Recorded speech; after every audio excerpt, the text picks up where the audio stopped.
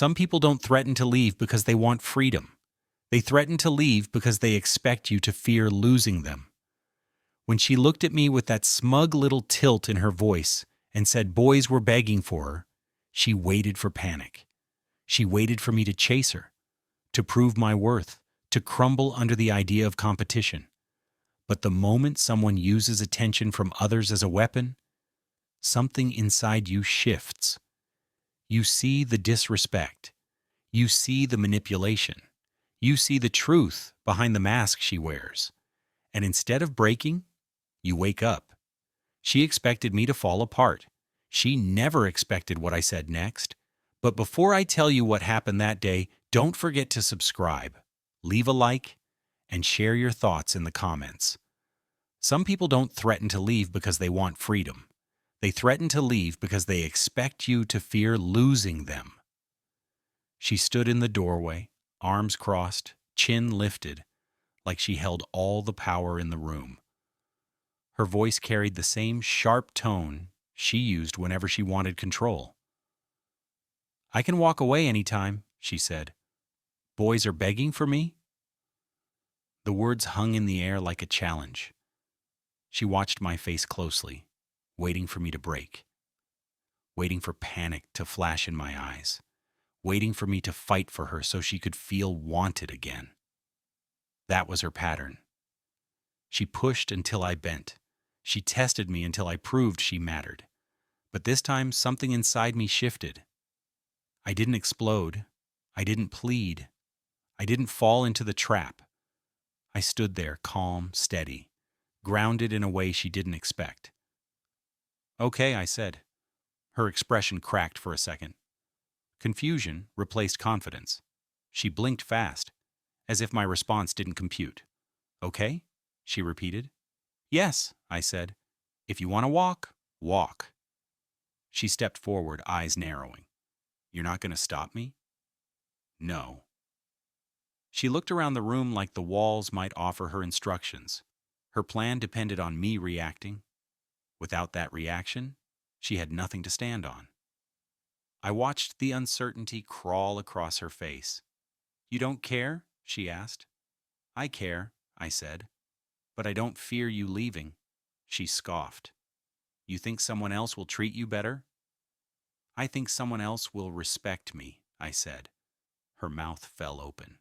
She wasn't ready for that answer. For the first time, she looked small, unsure. The power she summoned so easily slipped from her fingers. "You're being dramatic," she said. "No," I replied. "You crossed a line. You wanted me to feel threatened. You wanted to see me beg. That isn't love." Her voice sharpened. "So you're giving up on us?" "You're the one who brought other boys into our conversation," I said. "Not me." She stepped closer. "I didn't mean it." "You said it because you wanted control," I said. "That tells me everything." Her breath hitched. She wasn't angry. She was stunned. I moved past her and grabbed my jacket from the hook. She watched me with wide eyes. "Where are you going?" she asked. "For air," I said. "This isn't a fight worth having right now." She reached out and grabbed my wrist. The gesture wasn't gentle. It was urgent. "Don't leave. Not like this." I didn't pull away, but I didn't move closer either. "Why? You have boys begging for you, remember?" Her face flushed with regret or embarrassment. Maybe both. "I didn't mean that. I said it because I felt insecure." "Insecurity doesn't excuse disrespect," I said. She bit her lip. "You never talk back like this." "Because I used to think keeping the peace mattered more than being honest," I said. "I don't think that anymore." Her grip loosened.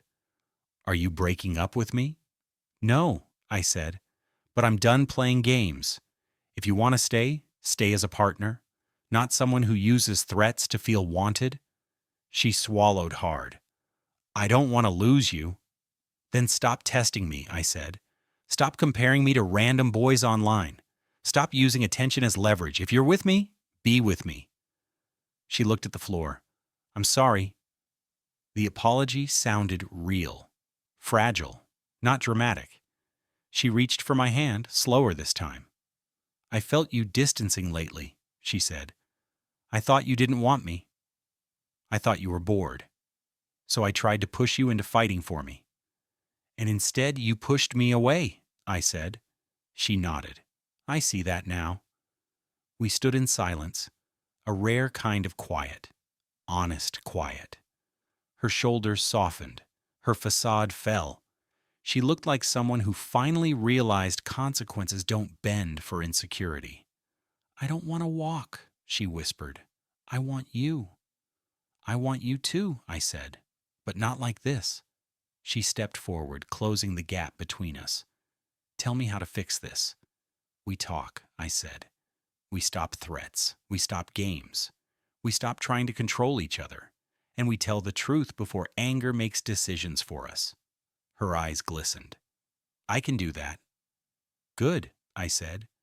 Because the next time you tell me boys want you, I won't say, okay, I'll say goodbye. She froze. That wasn't a threat. It was a boundary. She nodded slowly. I understand. I grabbed her hand and led her to the couch. We sat. Not as opponents. Not as strangers. As two people who needed to decide if the relationship was worth saving. She leaned into me cautiously. Are you still leaving for air? Not right now, I said. Relief washed over her features. She rested her head on my shoulder. You scared me, she whispered. You tried to scare me first, I replied. She let out a shaky breath. I deserve that. We both deserve honesty, I said. She nodded again, holding onto my arm like she feared letting go would undo the progress we made. This wasn't healed. Not yet. But it was the first step towards something real. Don't walk away from me, she whispered. Then stop pretending others can replace me, I said. Her fingers tightened around mine. I won't say that again, she whispered. I don't want them. I want us. And for the first time in a long time, I believed her. Some people don't threaten to leave because they want freedom. They threaten to leave because they expect you to fear losing them. She stayed curled beside me on the couch, holding my arm like it anchored her. Her breathing slowed, but her nerves didn't settle. I felt them in every small shake of her hands. She kept glancing at my face, checking if I was still calm, checking if she still had a place beside me. You didn't react the way I thought you would, she said. That's the problem, I replied. You expected a reaction. Her jaw tightened in quiet embarrassment. I thought you'd want to keep me. I do want you, I said, but I won't prove my worth every time you feel insecure. She pulled her knees up and wrapped her arms around them. I didn't know how else to ask for attention. Threatening to walk is not asking, I said. It's pushing. It's manipulation. Her eyes dropped to the floor. I know. The room fell still. I could hear the hum of the fridge, her soft breathing, the weight of things she never admitted before. Finally, she whispered, Can I tell you why I said boys are begging for me? Yes, I said. Talk? She swallowed hard. Because I felt you slipping. You didn't touch me like before. You didn't kiss me first anymore. You didn't text me long messages. I felt like I was fading from your life. I wasn't slipping, I said. I was tired. Work drained me. My mind was heavy. I thought you understood. I didn't, she said. I thought you lost interest. I panicked. And instead of talking to me, I said, you threw insecurity in my face, she nodded. I acted selfish. You acted out of fear, I corrected. But fear doesn't excuse disrespect. She reached out slowly and touched my hand. I'm sorry. I looked at her. Not cold, not angry, just honest. I don't want apology alone, I said. I want change. A small shiver ran through her. Tell me how. You stop comparing me to imaginary lines of boys begging for you, I said. You stop using threats. You stopped counting attention from strangers as validation. She bit her lip. I don't want attention from strangers. I want attention from you. You get my attention, I said, but you won't get panic. You won't get desperation. I won't chase you through threats. Her eyes softened with something real, fear mixed with relief. She leaned her head on my shoulder again. When you didn't panic, I felt ashamed. I expected you to break. I don't break over games, I said. I walk away from them. Her breath caught. Are you still thinking about leaving? No, I said. I'm thinking about boundaries. She lifted her head. Boundaries? Yes. Boundaries keep respect alive. Without respect, love dies. She nodded slowly, absorbing every word like she didn't want to miss a single one. I want respect. I want trust. I want us, not some toxic version of us. Then be honest, I said. Tell me what pushed you to that moment. She hesitated. Then the truth spilled out. I got a message today, she said softly, from a guy I used to talk to, before you. My chest tightened, but I didn't speak. He said he missed me, said I looked better now, said he wished he acted sooner. She twisted her fingers together. I ignored him, but reading those words made me feel wanted in a moment when I felt you were distant. I didn't reply. I swear. But the message fed my insecurity. And when we argued earlier, those words sat in my mind. I threw them at you because I felt weak. I stared at her. She shook under my silence. You didn't cheat, I said. No, she whispered, but I let his attention feed my pride. And I let that pride hurt you. Why didn't you tell me? I asked. I feared you'd see me differently. I see you clearly now, I said. Her eyes filled again. And? What do you see?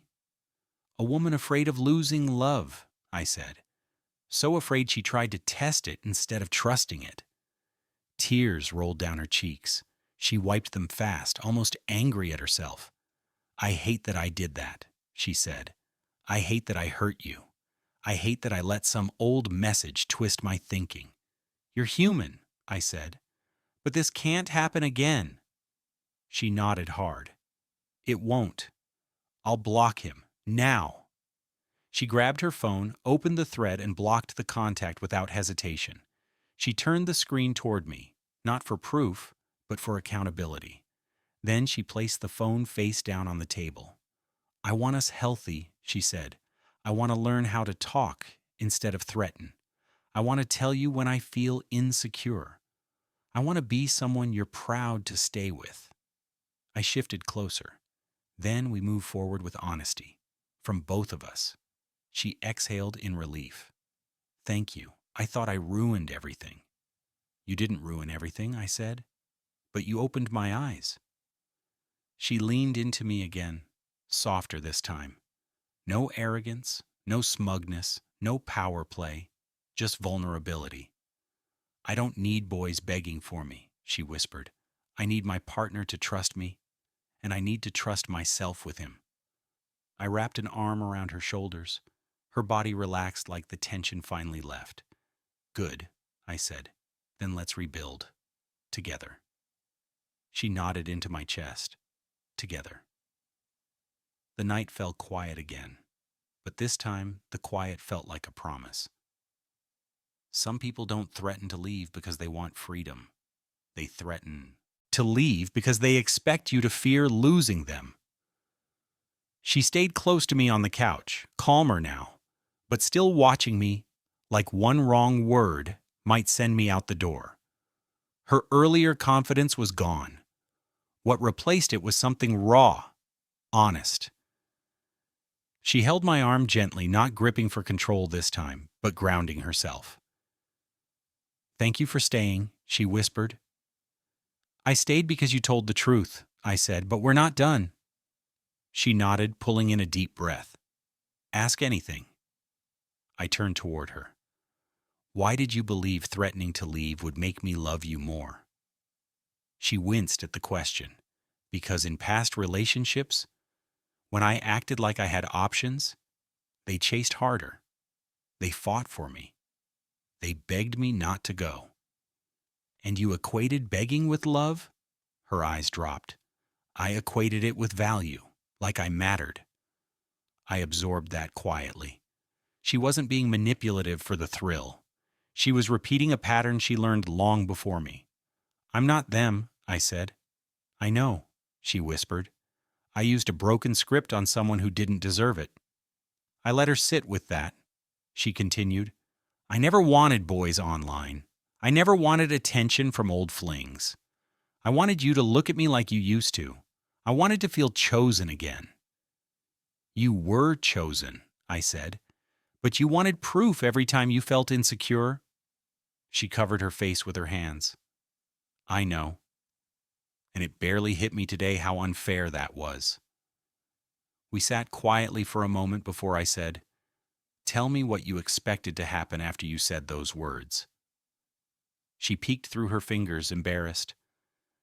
I expected you to tell me no one else gets to have me. I expected you to remind me I'm yours. I expected you to fight for me. I won't fight for someone who pushes me away to feel wanted, I said. She nodded, accepting the truth. I see that now. Her voice softened. When you didn't panic, everything inside me cracked. I felt stupid and scared, and I realized how much I hurt you. I leaned back, letting her speak freely. I never thought about what my words sounded like on your side, she said. I never imagined how it feels to hear the person you love talk about others begging for them. I didn't think. I reacted. And it ended today, I said. It ended, she repeated. I'll never weaponize insecurity again. She shifted closer, not out of confidence, but out of need. Can you tell me something? Go ahead. Why didn't you panic? Really? I thought for a moment before answering. Because someone who threatens to leave already has one foot out the door, and I don't chase people who don't want to stay. She inhaled sharply. The words hit harder than any argument. I do want to stay, she said quickly. I want us. I want you. Then stay through honesty, not threats. She nodded and rested her forehead lightly against my shoulder.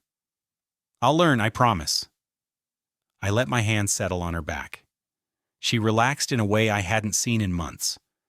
After a quiet moment, she asked, Do you think we can grow from this? Yes, I said.